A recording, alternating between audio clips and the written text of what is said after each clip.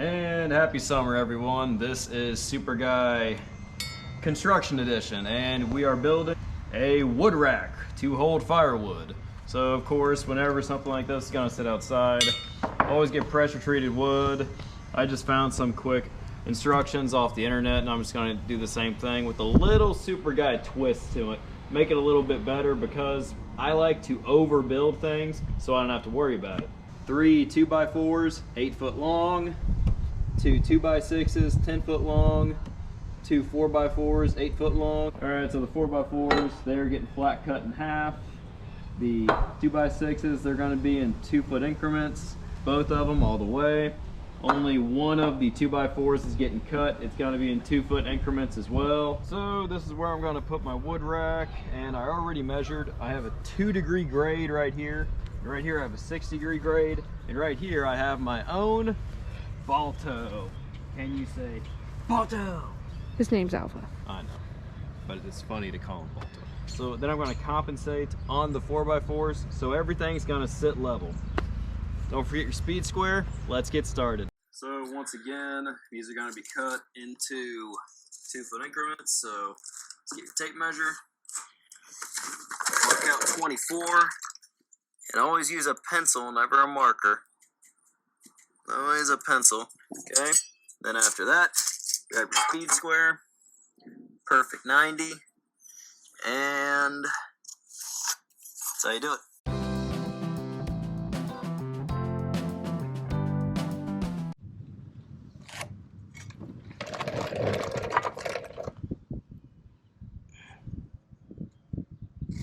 So whenever you're working with wood or any very dangerous tools, I always like to have gloves on and safety glasses.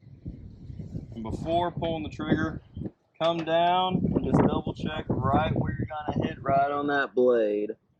So I'm going right about there. I'm just a hair off, and I have to go nice and easy, right about there. Look on this side, you can see I'm lined up dead center, right on that line. Now all you do is hold it. Start your cut.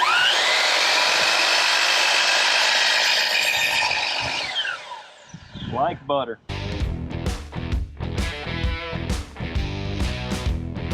Two by 6 every 2 feet.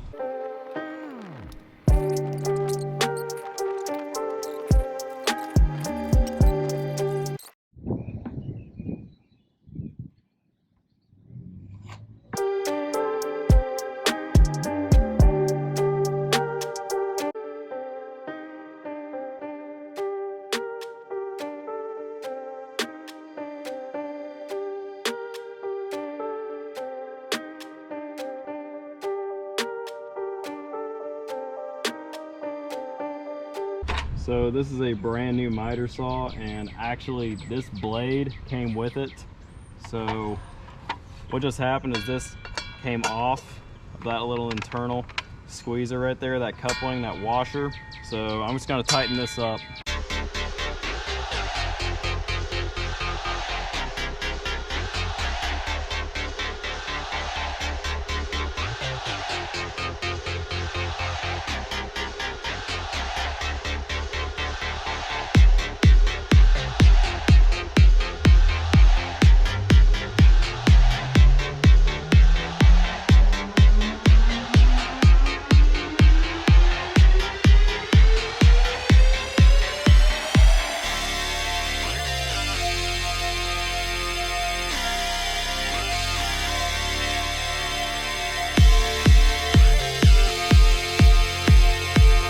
So these were left over from an old project that we did, and these are going to be our little feet that we're going to put so it doesn't sink into the ground too much.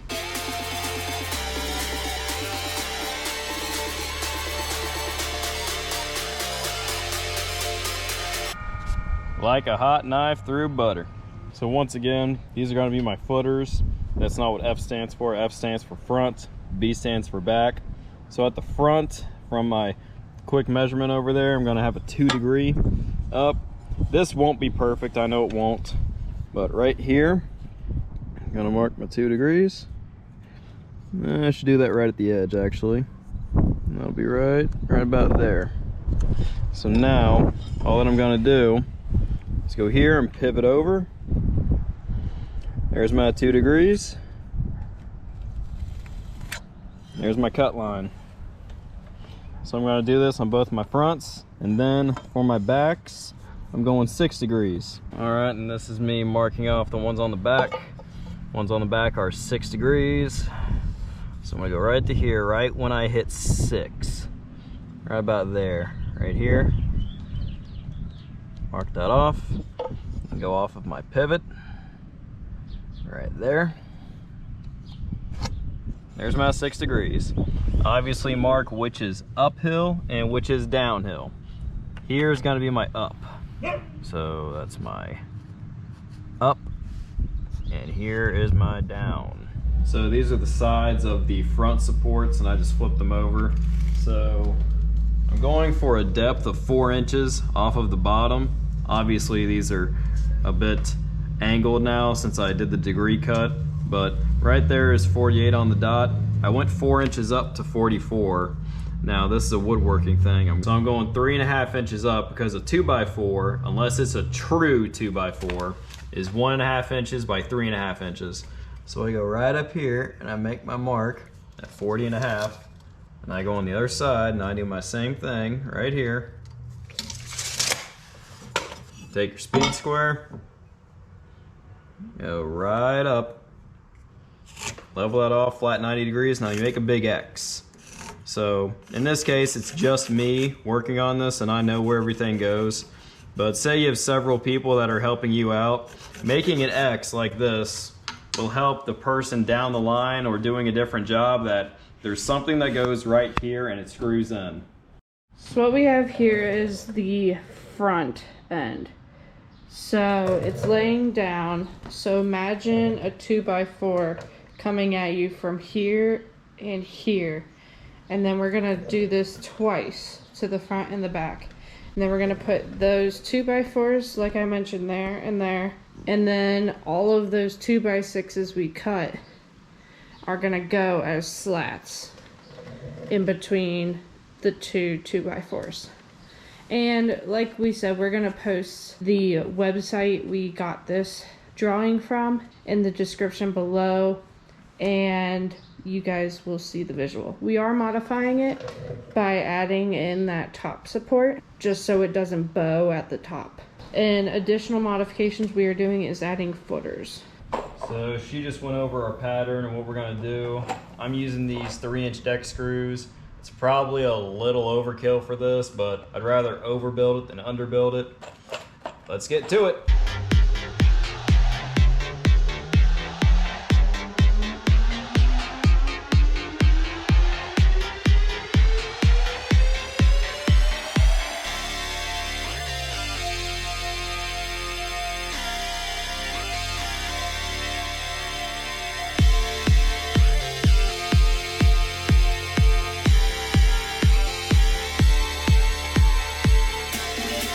So I'm just doing 2 up, 2 bottom on both sides for this, but in my opinion, whenever you're not doing pilot holes on something like this, take your screw, give it a nice fat divot, just like that. So you can see that.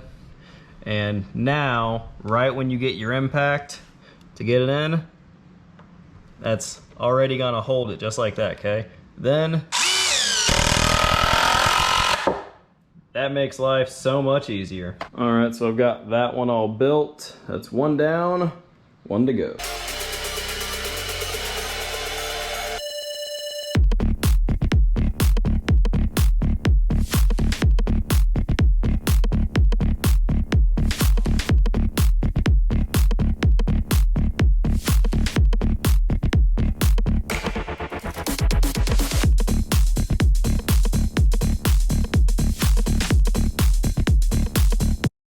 So now what we're doing is we have flipped them upside down and we are adding these footers in so that these don't sink into the ground right away. So what we did is we cut 8x8 pieces, marked out the square, and then we will be screwing them in from the, technically the bottom, but it's the top since they're upside down. Let's get to it.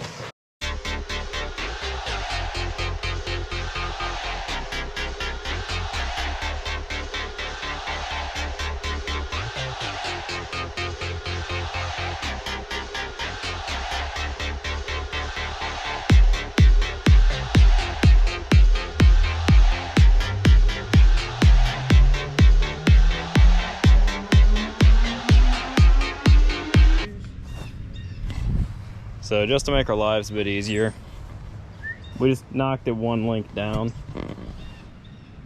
And my degree measurements were pretty close.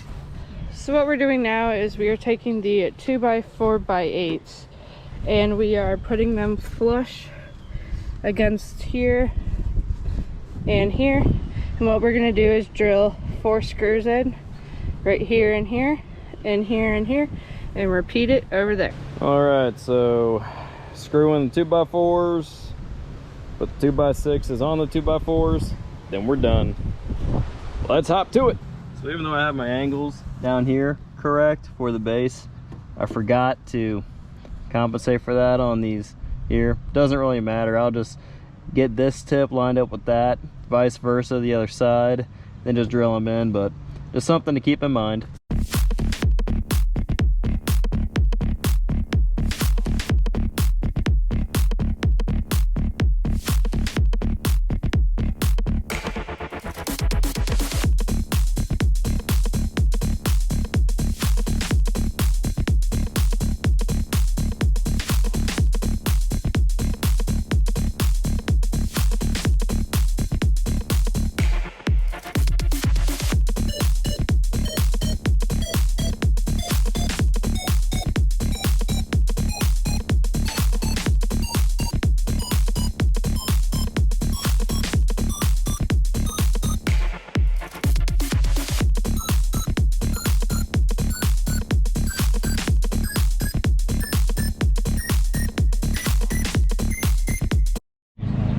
So what we did then is took all of our 2x6s and laid them all out and spaced them. We just eyeballed them. It doesn't need to be perfect. And now we're gonna get to screwing them all in.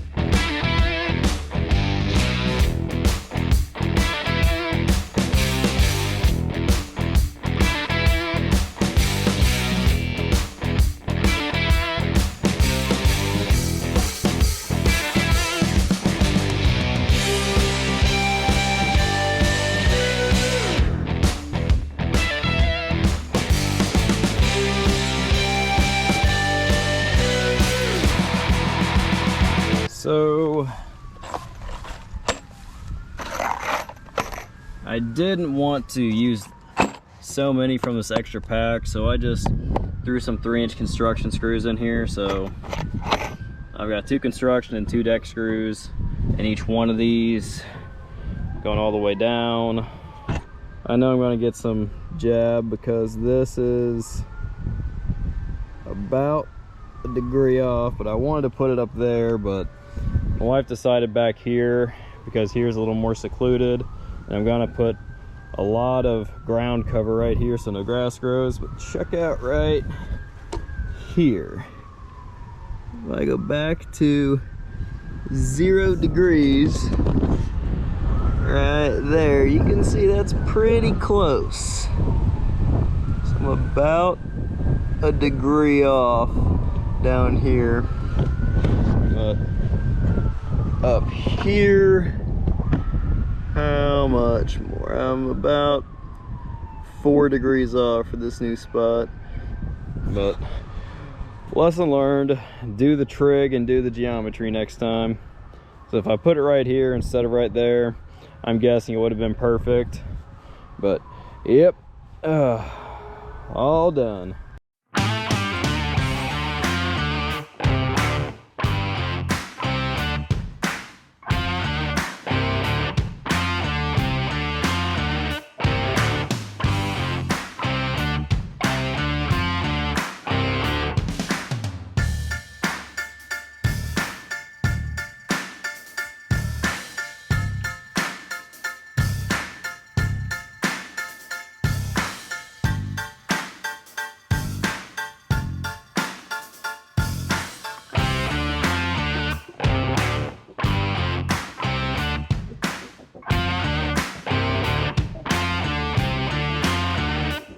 So I thought about this for a couple days, and I just bought 2 more 2x4s and made these little supports here. So it's not doing as much of a bow on both sides anymore, because obviously up here there was no support. So I was going to do cross bracing, but they're a little too short for that, because these are all standard 8-foot right here. So all that I did, put them straight across, 4 more nails on each side of it, so 8 plus 8, 16. I have plenty left in my pack. I didn't do any fancy measurements for these. All that I did is I went about 12 inches bottom to bottom. As you can see right there, from the bottom of that 2x4 to the bottom of this one. And then I just did 12 inches in between. If you look, you can actually see the extreme angle that I cut these.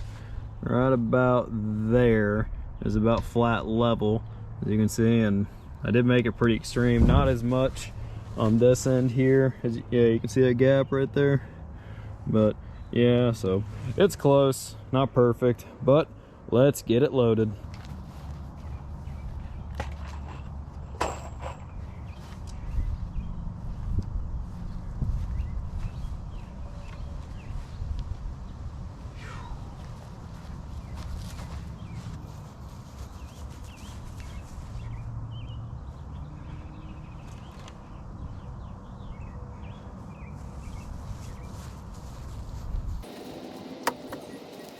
If you're wondering about what distance in between, we have these 2x6s. They are about 4 inches each. A little less, a little more. That's 3 3/4. That one's 3 7/8. That one's a little over 4 inches. And that's about 4 inches. That's only 3, ugh.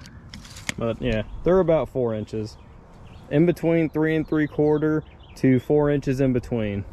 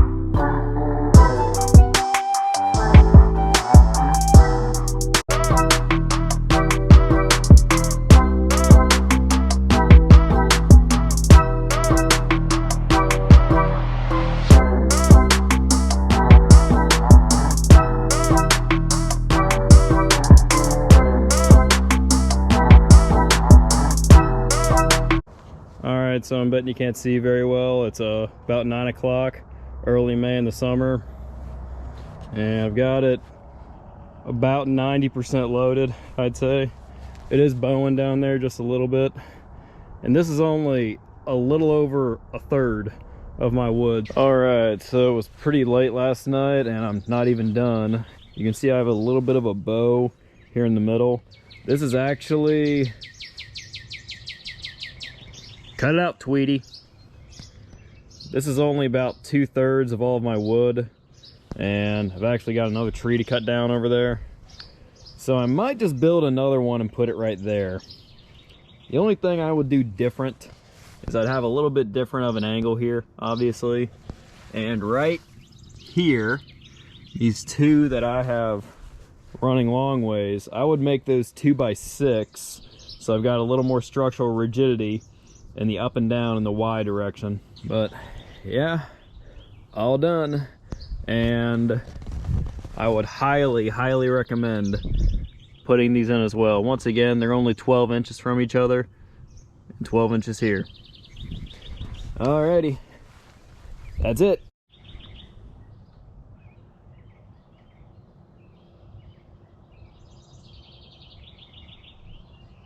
Well, that took about probably 3 to 4 hours, everything from getting the material to putting it all, cutting, putting it all together, all the measurements, etc., etc. Oh, this just fell. So, yep, how much did this cost? So all the material was about $85, $20 more for the screw, so a little over $100 and about 3 to 4 hours of your time. And if you liked the video, consider giving it a thumbs up, subscribe already if you haven't, and leave a comment on any questions on what I did or why I did it. And as always, be super today.